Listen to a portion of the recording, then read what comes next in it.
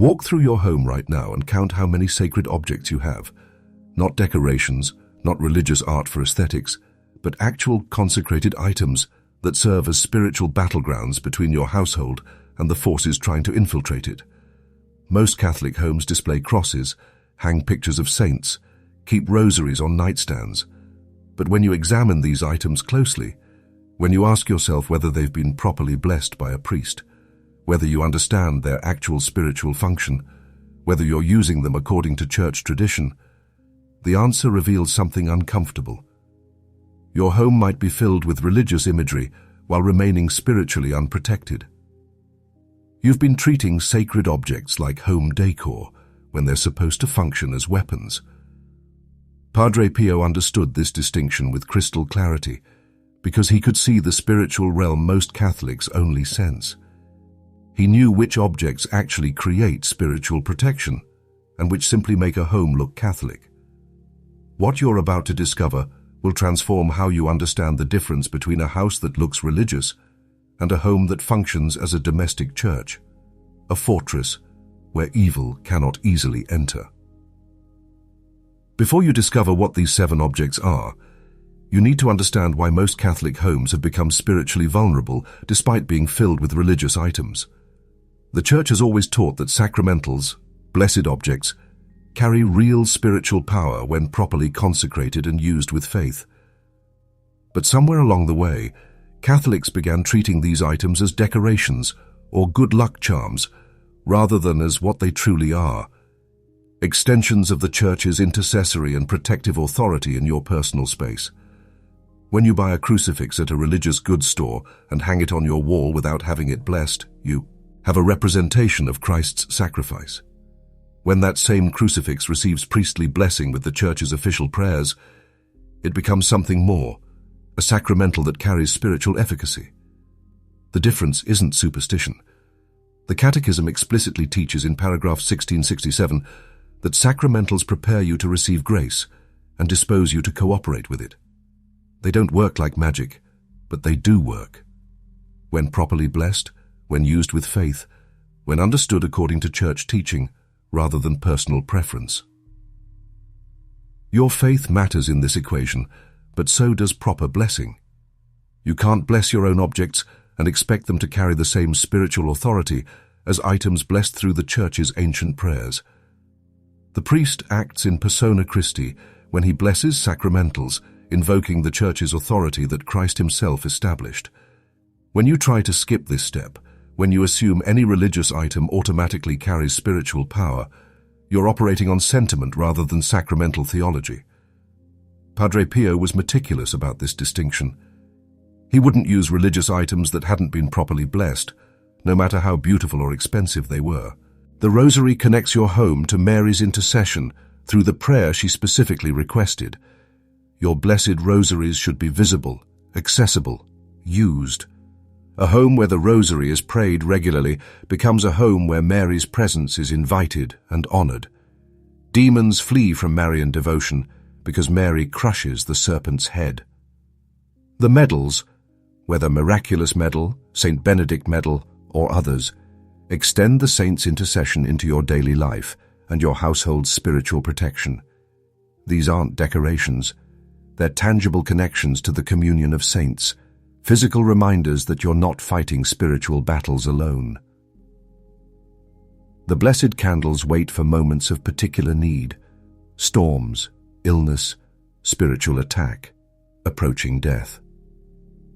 When these moments come, you have sacramentals ready, not because you're superstitious, but because you understand the Church's tradition and trust Christ's light to penetrate darkness. The scapular commits you and your family to Mary's maternal care through explicit covenant. When you die wearing Mary's scapular after a life of Marian devotion, you die under her promise of protection. This should shape how you live now. Together, these 7 objects transform your home from ordinary dwelling into domestic church. You're not collecting religious items, you're establishing spiritual infrastructure. You're creating conditions where grace flows more easily, where God's presence is consciously invited, where spiritual attack encounters resistance. But you need to obtain these items properly. Don't buy a random crucifix online and assume it carries blessing. Take it to your priest. Request the official blessing. Do this for each object. Some priests may seem surprised by your request. Most Catholics never ask for these blessings anymore, but the blessings exist in the Church's ritual books. Every priest has access to them. Some of you are wondering about cost. You're thinking you can't afford 7 different categories of blessed objects, especially if you have a large family. But sacramentals don't need to be expensive. A simple wooden crucifix blessed by your priest carries the same spiritual authority as an ornate carved crucifix costing hundreds of dollars. Rosaries can be made from simple materials, even knotted cord, and still function perfectly when blessed. Medals cost a few dollars. Candles are inexpensive. Holy water and blessed salt cost nothing. You obtain them free from your parish. The investment isn't financial, it's spiritual. You're investing time to obtain these items properly. You're investing attention to learn how to use them correctly. You're investing faith to trust the Church's teaching about sacramentals rather than modern skepticism that dismisses these practices as outdated. If you're starting from nothing, if your home currently contains no properly blessed sacramentals, don't feel overwhelmed. Start with the crucifix. Get a substantial crucifix blessed and place it in your bedroom. That's your foundation. Then add holy water. Then a blessed rosary. Build your home's spiritual protection systematically, one object at a time. Within a month, you can have all 7 categories established. If you already have some of these objects but you're not certain they've been properly blessed, assume they haven't been. Take them to your priest and request blessing. Don't assume. Don't hope. Know for certain that your sacramentals carry the Church's official blessing. And once you have these 7 objects in your home, properly blessed and correctly placed, maintain them. When holy water runs low, refill it from your parish. When candles burn down, obtain new ones and have them blessed. If a rosary breaks, repair it or replace it. Don't leave broken rosaries lying around as if sacramentals don't matter. Treat these objects with reverence because they're not ordinary items. They're extensions of the Church's spiritual authority in your home. You now face a decision that will determine whether your home becomes the spiritually protected sanctuary God intends or remains spiritually neutral territory where anything can enter. You've learned what the 7 sacred objects are. You understand why the Church has maintained these traditions for centuries. You know how Padre Pio used these sacramentals throughout his life. You've received clear instructions for obtaining each object properly and using it correctly. Here's what you absolutely must remember. First, the crucifix isn't decoration, and placement matters. Get a properly blessed crucifix and place it where you'll see it constantly, especially in your bedroom where you're most vulnerable during sleep. This establishes Christ's presence as your home's foundation. Second, sacramentals only function as the Church intends when they're properly blessed by a priest using official prayers. Don't assume blessing happens somewhere in the supply chain. Take your crucifixes, rosaries, medals, candles, and salt to your parish priest and request the Church's office. I seal blessing. Don't skip this step. The blessing transforms religious objects into sacramentals. Third, these 7 objects work together to create layered spiritual protection that makes your home a domestic church rather than just a place where Catholics happen to live. Each object serves distinct purposes, but together they establish your household as territory claimed for Christ and protected through the Church's authority. The question facing you now is simple. What will you do with this knowledge? You can continue as you have been, living in a home that looks Catholic, but lacks the spiritual protection the Church provides through sacramentals. Or you can take action this week. Obtain these objects, have them blessed, place them correctly, use them as the Church intends, and finally establish your home as the spiritual fortress God designed it to be. Your family's spiritual protection is too important to neglect. Your home's spiritual atmosphere affects everyone who lives there. You, your spouse, your children. Every Catholic household should function as a place where God's presence is honored, where evil encounters resistance, where grace flows through the sacramental life the Church provides. If this teaching helped you understand what you've been missing in your home, share it with other Catholics who need this guidance. Post it in your Catholic groups. Send it to family members. Most Catholics have never received this teaching about sacred objects, and they're living in spiritually unprotected homes without realizing why their spiritual lives feel constantly attacked. Subscribe to this channel if you want more authentic Catholic teaching rooted in Scripture, tradition, and the lives of the saints.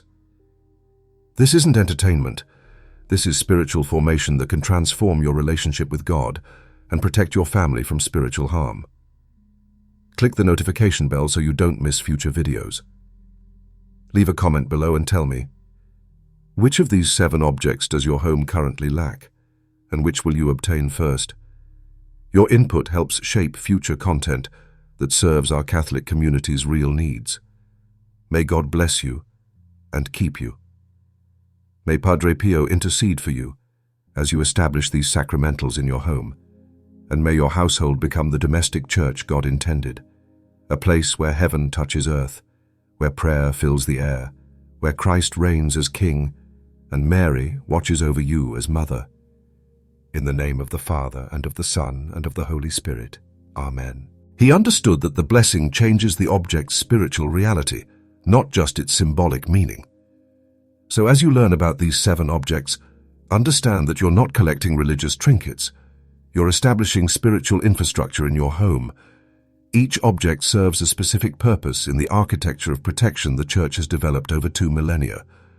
When all 7 are present, properly blessed, and correctly used, your home becomes what it's supposed to be.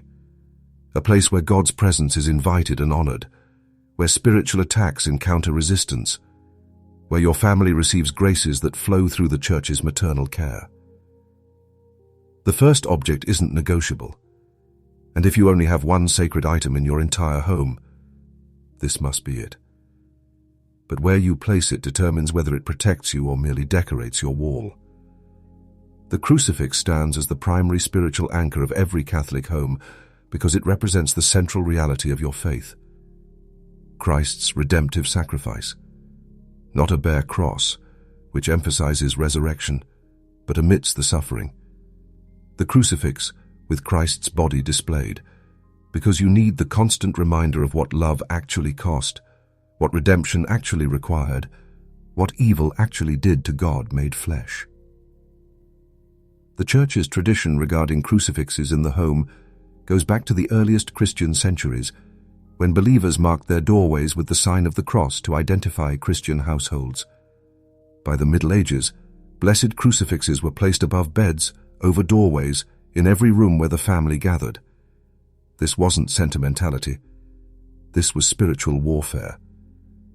When you place a properly blessed crucifix in your bedroom, you're establishing Christ's presence in the space where you're most vulnerable, where you sleep and dreams occur, where spiritual attacks often intensify during the night hours.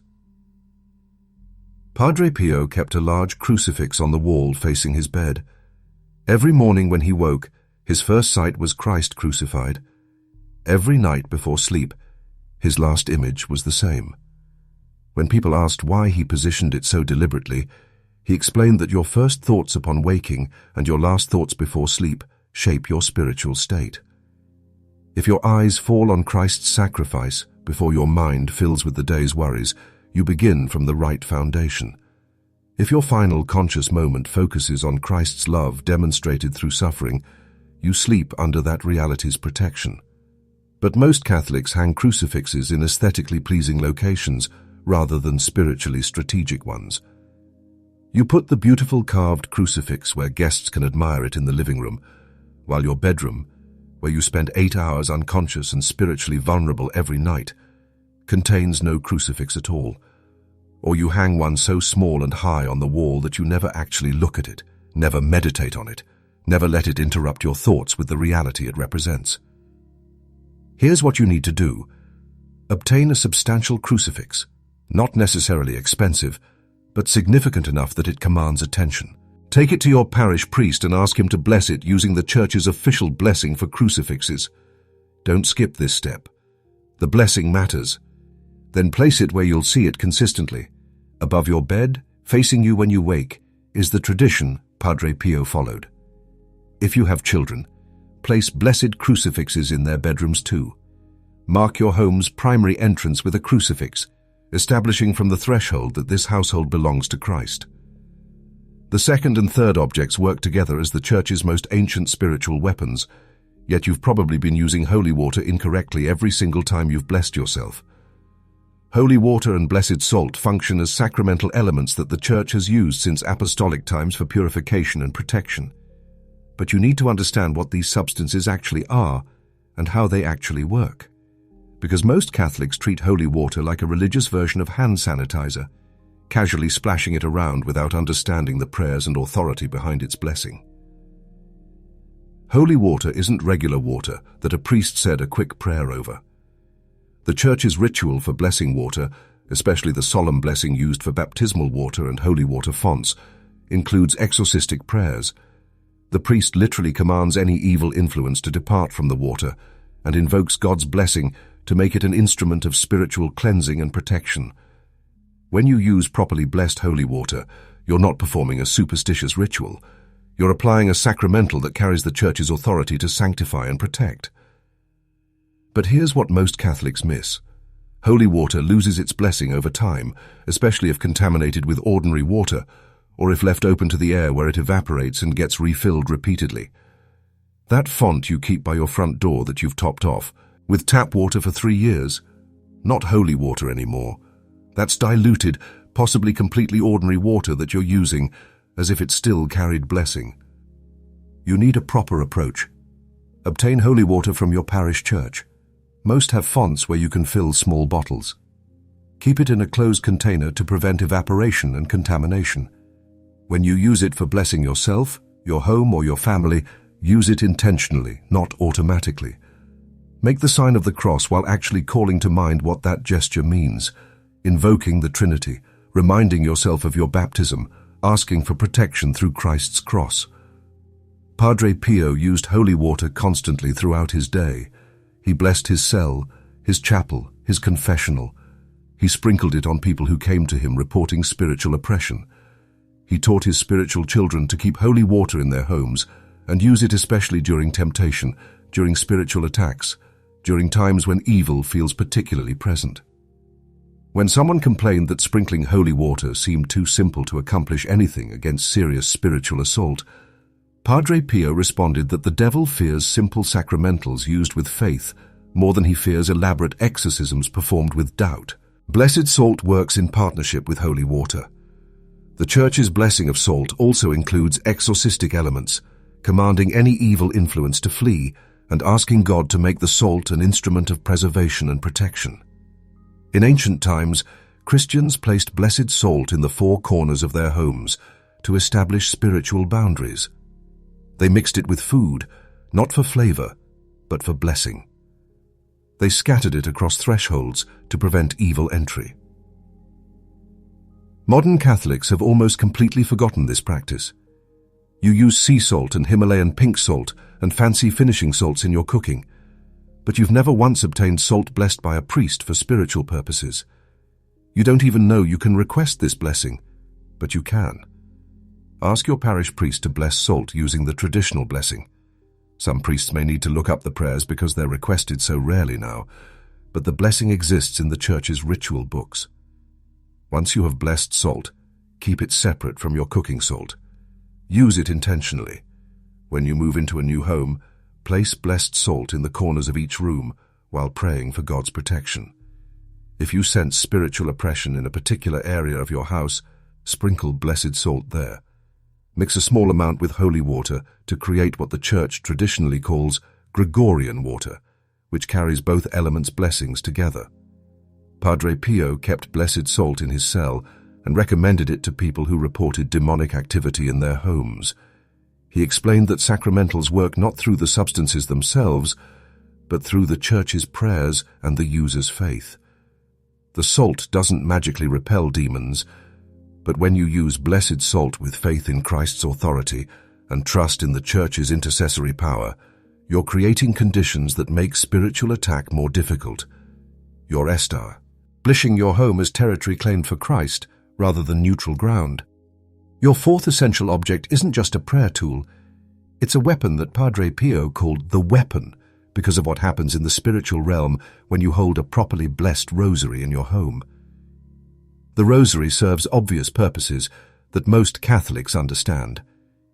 It's how you pray the devotion Mary requested at Fatima, how you meditate on the mysteries of Christ's life, how you fulfill Our Lady's repeated requests for this specific form of prayer.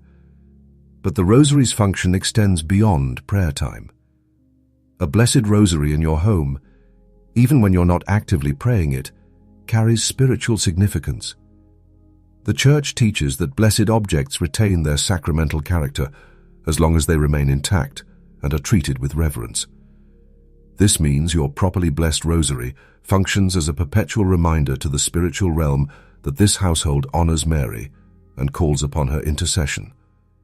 Demons, according to countless exorcists' testimonies, cannot stand the presence of sacramentals associated with Mary. They react with particular fury to blessed rosaries because the rosary represents defeat. Their defeat at Lepanto, their defeat at every moment when Mary crushed the serpent's head by bringing forth Christ. But here's the critical distinction most Catholics miss. There's an enormous difference between a rosary that rolled off a factory production line and one that's been blessed by a priest using the Church's official prayers. The factory rosary is a tool you can use for prayer. The Blessed Rosary is a sacramental that carries the Church's authority even when you're not praying. When you obtain a new rosary, whether purchased, gifted, or made by hand, take it to your parish priest and request blessing. Don't assume the blessing happens somewhere in the manufacturing process. Most rosaries sold commercially are not blessed when they leave the factory. Padre Pio's relationship with the rosary went deeper than most Catholics ever experience. He prayed dozens of rosaries daily, but he also kept blessed rosaries in every room of his friary, within reach at all times. When people brought him rosaries to bless, he wouldn't simply make a quick sign of the cross over them. He held them, prayed over them, sometimes spent long minutes in silent prayer before returning them blessed. People who received rosaries from Padre Pio reported that these rosaries seemed different, heavier spiritually, more powerful in prayer, more effective when used during spiritual attack. You need at least one properly blessed rosary in your home, but ideally you should have several. Keep one in your bedroom within reach of your bed. When you wake in the middle of the night feeling spiritual oppression or inexplicable fear, you can immediately grasp your blessed rosary and begin praying. Keep another in your main living space, ready for family rosary. If you have children, ensure each has their one blessed rosary, teaching them from young ages that this isn't jewelry, but a spiritual weapon they can use throughout their lives. But don't just collect rosaries and leave them in drawers. Use them.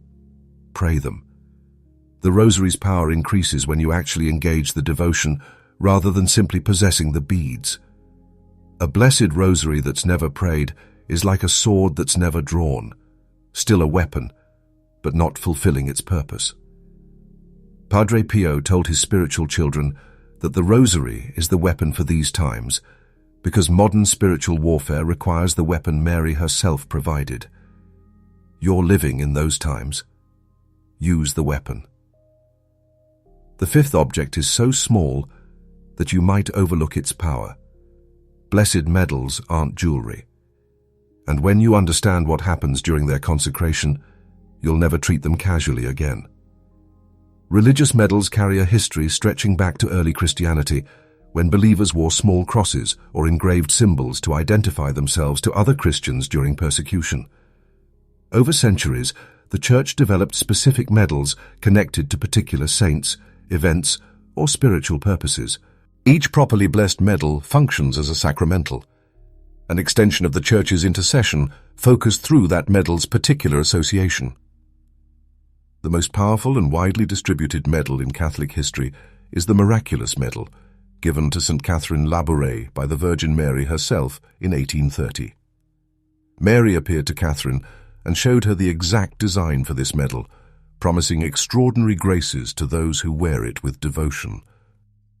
The Miraculous Medal isn't a good luck charm. It's a sacramental with specific promises attached: conversion of sinners, protection in danger, abundant graces for those who wear it. But you must wear it properly blessed, with faith and with awareness of what it represents. When you obtain a miraculous medal, have it blessed by a priest. Wear it on a chain around your neck or keep it in your pocket, but keep it with you. The medal's power isn't automatic. Mary's promise applies to those who wear it with devotion, not those who simply possess it. You're carrying a physical reminder of Mary's maternal care, a tangible connection to her intercession. When you face temptation, when you encounter spiritual danger, when you need grace, your fingers can touch that medal, and you can call on Mary's help immediately. The St. Benedict medal serves a different function. It's specifically designed for protection against evil and carries an exorcistic formula inscribed on its surface. The letters on the medal abbreviate Latin prayers that command Satan to flee and declare Christ's cross as the source of salvation. Exorcists recommend the St. Benedict medal for people experiencing demonic harassment or oppression. Blessed St. Benedict medals can be placed in homes, cars, workplaces, anywhere you need spiritual protection. Padre Pio wore multiple medals throughout his life, including the Miraculous Medal and the St. Benedict Medal. He gave blessed medals to people who came to him for spiritual help, often with specific instructions about wearing them with faith and prayer. He explained that medals aren't magic talismans that work regardless of your spiritual state. They're sacramentals that channel grace when you use them with living faith and trust in the saint's intercession. Beyond these two primary medals, the Church has blessed countless others. Medals of the Sacred Heart, the Immaculate Heart of Mary, various patron saints, the 5 holy wounds, the Holy Face. Each serves legitimate devotional purposes, but you don't need to collect dozens of medals. Choose the ones that connect to your particular devotions or needs. Have them properly blessed, and wear them or place them in your home with intention and reverence. A single medal worn with faith accomplishes more than a dozen worn as accessories. When you give blessed medals to family members, especially children, teach them what the medals mean. Don't let them think these are just Catholic jewelry. Explain the sacramental nature, the Church's blessing, the saint's intercession. Help them develop relationships with the saints whose medals they wear. A child who grows up wearing a properly blessed miraculous medal while understanding Mary's promise will carry that protection and that relationship throughout life. The 6th object connects to a practice the Church has maintained since the catacombs, and most Catholics have never learned why blessed candles burning in your home create a spiritual reality completely different from ordinary candlelight. Candles have played a central role in Catholic worship and devotion from the beginning. The Easter Vigil's Paschal candle, the candles flanking the altar during Mass, the votive candles flickering before saint statues. But blessed candles in your home serve purposes beyond ambience or meditation aid. The Church blesses candles throughout the liturgical year, but the most powerful blessing occurs on February the 2nd, the feast of the Presentation of the Lord, traditionally called Candlemas. On this day, the Church blesses all the candles that will be used in the coming year, and Catholics traditionally bring candles from home to be blessed alongside those for church use. These Candlemas candles carry special significance. Church tradition holds that candles blessed on this feast offer protection during storms, illness, and demonic attack. You should obtain candles blessed on Candlemas and keep them in your home for specific purposes.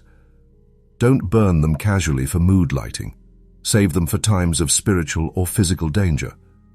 During severe storms when you fear lightning strikes, during times when you sense demonic presence, during serious illness, when death approaches. Light a blessed candle and pray. The flame represents Christ, who is the light of the world. The blessed wax becomes a sacramental that focuses your prayer and trust. Padre Pio kept blessed candles in his cell and lit them during his spiritual battles with demons. His letters and the testimonies of those who knew him document repeated demonic attacks, physical assaults, terrifying apparitions, spiritual oppression. During these attacks, he would light blessed candles, clutch his crucifix, pray the rosary, and call on his guardian angel. The blessed candles didn't magically repel the demons, but they served as tangible reminders of Christ's victory over darkness. They helped Padre Pio maintain his focus during spiritual combat. You might wonder whether this practice seems superstitious or outdated. It's neither. The Church continues to bless candles and continues to teach about their sacramental use. The Catechism addresses sacramentals in general, and specific Church documents address blessed candles in particular. This isn't medieval relic. It's living tradition that remains relevant because spiritual realities haven't changed. Demons still attack, storms still threaten, illness still comes, death still approaches, and blessed candles still serve as tangible connections to Christ's light penetrating darkness. When you obtain blessed candles, store them properly. Don't leave them where they'll be used accidentally for ordinary purposes. Mark them clearly so family members know these are sacramentals, not decorative candles. Keep them accessible so you can reach them when need arises.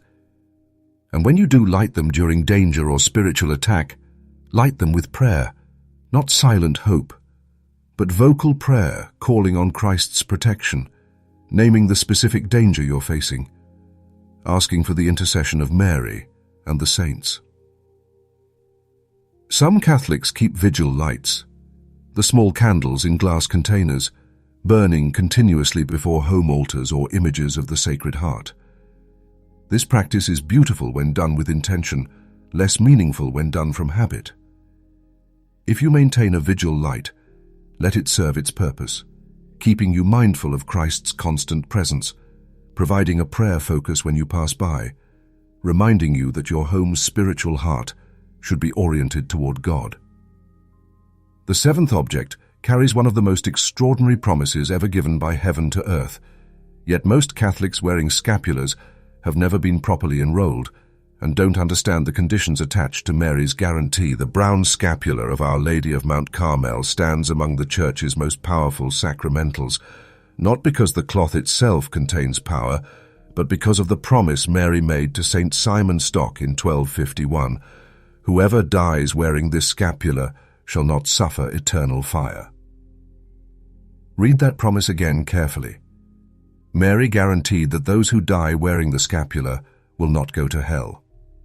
This is the scapular promise, and it's been repeatedly affirmed by popes and Church teaching. But this promise comes with conditions that most Catholics who wear scapulars don't understand or don't fulfill. First, you must be properly enrolled in the scapular by a priest using the Church's official enrollment prayer. You can't buy a scapular online and start wearing it while expecting Mary's promise to apply. Enrollment creates a spiritual covenant. You commit to wearing the scapular as a sigs, and of your consecration to Mary, and Mary commits to her promised protection. The priest's enrollment prayer establishes this covenant officially. Second, you must wear the scapular constantly. Not just when you remember, not just when it's convenient, but always. The promise applies to those who die wearing the scapular, which means you need to wear it throughout life. Many Catholics put on the scapular for enrollment and then leave it in a drawer, assuming they're still covered by the promise. They're not.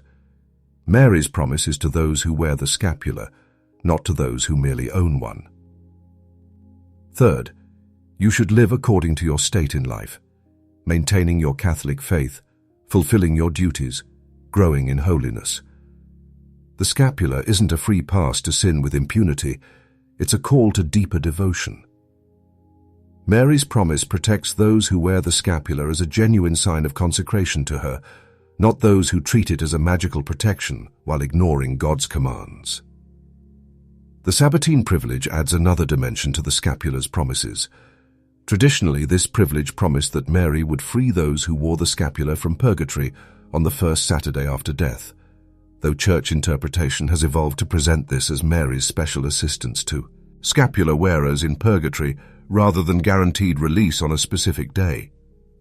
The conditions for this privilege include wearing the scapular, observing chastity according to your state in life, and praying the little office of the Blessed Virgin Mary, or abstaining from meat on Wednesdays and Saturdays. though many priests have permission to commute these last requirements to a daily rosary. Padre Pio wore the brown scapular faithfully throughout his life. He enrolled countless people in the scapular and repeatedly emphasized Mary's promise. He taught that the scapular represents your relationship with Mary.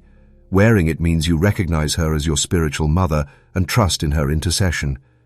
But he also insisted that wearing the scapular creates obligations. You're committing to Marian devotion, to living according to the faith, to seeking holiness under Mary's guidance. When you enroll in the scapular, and if you haven't been properly enrolled by a priest, you should seek enrollment immediately. Understand what you're doing. You're not collecting another religious accessory.